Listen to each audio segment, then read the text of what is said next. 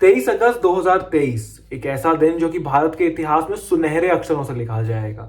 इसी दिन पे भारत दुनिया का केवल चौथा ऐसा देश बना जिसने कि चांद पे सॉफ्ट लैंडिंग करी हो और पहला देश जिसने कि मून के साउथ पोल पे लैंड किया हो। पूरे ही देश में खुशी का माहौल था। Lander module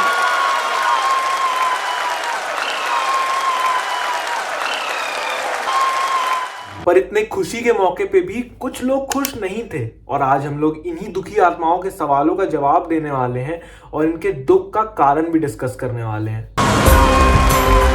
Should they really be spending this sort of money on a space program? To return the £2.3 billion foreign aid money.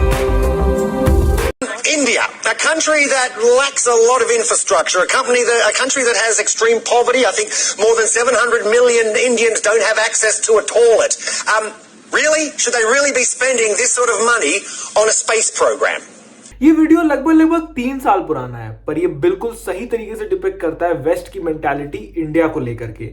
यहां तक कि आपको सेम रिएक्शन ट्विटर पे भी देखने को मिलेगा अगर आप किसी भी वेस्टर्नर की ट्वीट चेक करोगे चंद्रयान 3 के सक्सेस को लेकर के।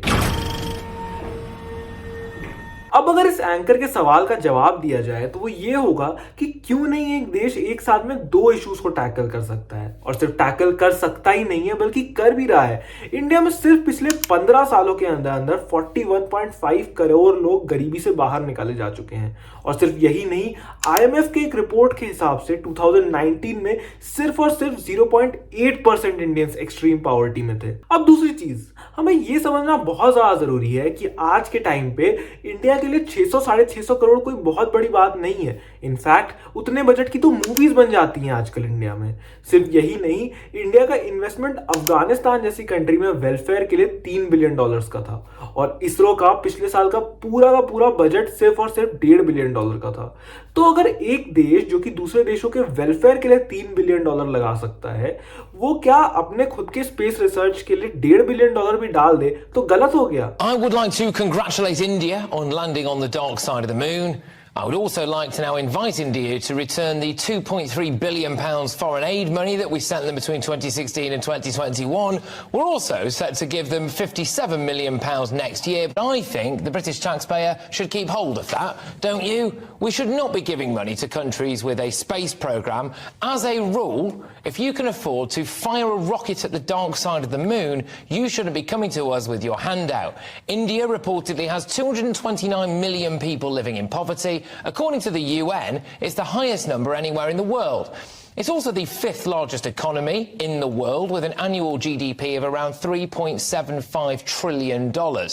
Why are we paying to help poverty-stricken Indians when their own government won't bother? पहला पॉइंट, इंडिया को ऐसी हालत में कौन सा देश लेके आया था कि इंडिया को एड लेने की जरूरत पड़ गई थी। अंग्रेजों के आने के पहले 1700s में इंडियन जीडीपी पूरे वर्ल्ड के टोटल जीडीपी का 23% था, और 1947 में जब अंग्रेज यहां से गए तो वो सिर्फ 4% रह गया था। सिर्फ यही नहीं, $45 ट्रिलियन वर्थ ऑफ मनी लूट के ले जाया गया था ब्रिटेन, जो कि आज के यूएस इकोनॉमी के डबल से भी ज्यादा है। सेकेंड पॉइंट, जैसे आज ब्रिटिशर्स अपना एड वापस मांग रहे हैं, तो क्या हमारा भी ये हक नहीं बनता है कि हमसे चोरी की हुई चीजें जो कि आज के टाइम पे बड़े ही शान से ब्रिटिश म्यूजियम्स में रखी गई हैं, वो भी हम वापस मांगे।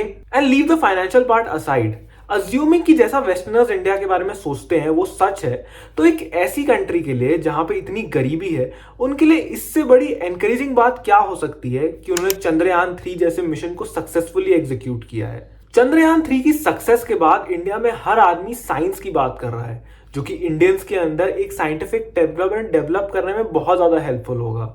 और शायद ऐसा पहली बार हुआ है कि हमने किसी नॉन एक्टर, नॉन क्रिकेटर और नॉन पॉलिटिशियन आदमी को नेशनल हीरो बनाया है, जिसको देख करके कि और भी बच्चे इसरो में साइंटिस्ट बनना चाहेंगे।